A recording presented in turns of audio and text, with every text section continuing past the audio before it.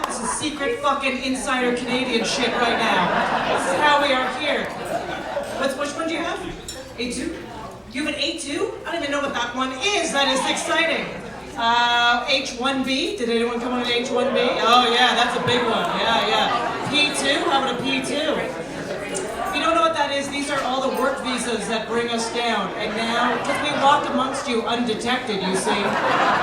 How many people have no status and they don't really want to participate right now?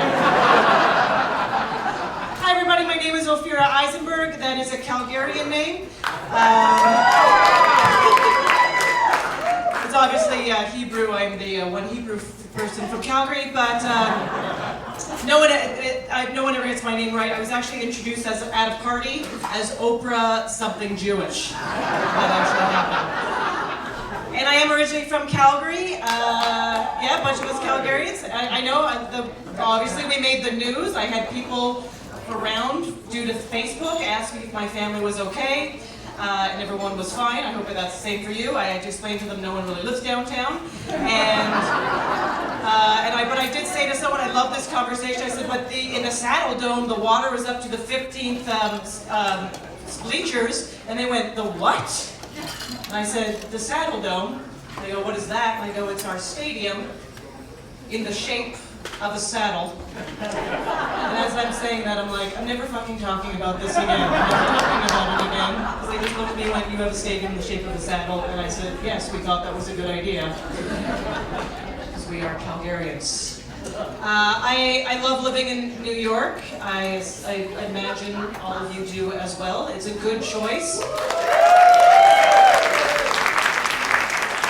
Once you get used to how tough it is and how expensive it is, actually one of the greatest things about living here is that once you get used to it and I travel back home, everything there just seems so easy, right? Just so easy. And even Calgary is a very cosmopolitan city, but even when I go there, I'm like, wow, everyone is so slow here. I'm going to take over this town in one day. You know, and really, I'm like, and then they come to visit me here and they're super confused. I'm like, you gotta learn, I know you have no idea how to walk. We're gonna learn how to walk. This is advanced walking. This is focus and weave. Okay, focus and weave. None of this bullshit we do back in Canada. No, don't try to do it with a clipboard. You know, you have to do all kinds of stuff. My mother was amazing when she came here. She was like, I can't wait to see your New York apartment. Really? Oh, I think you can wait. You're going to want to wait. And it's a 5th floor walk-up, so I have to explain that first. That it doesn't mean that I've done very poorly with my life. That is just what is available. And then, you know, I'm like, is that okay? She's like, it's going to be fine. It's never fine. It's never fine.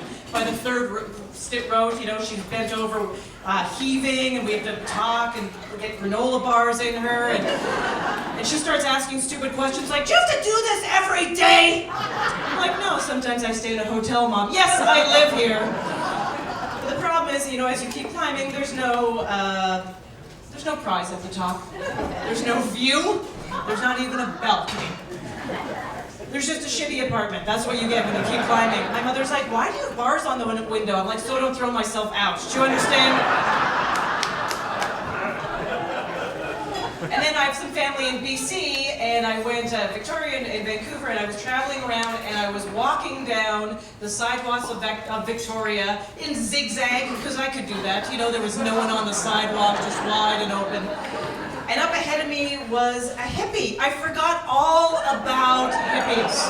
I forgot all about them, because New York cannot sustain a hippie, right? We have folk singers and homeless, but nothing in between. We can't have that.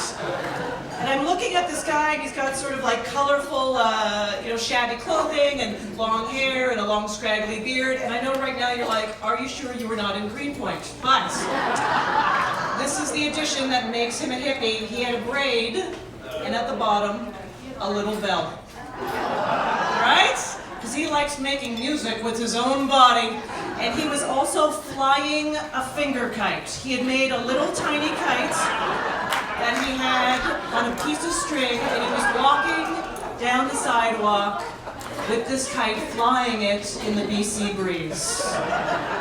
And I'm watching this, and the rage is just building in me from head to foot, and I have to stop myself from ripping the kite out of the sky and destroying it, because I found that since I've now lived here 15 years, I am no longer able to appreciate outdoor public displays of endless joy and leisurely freedom. That is not cool.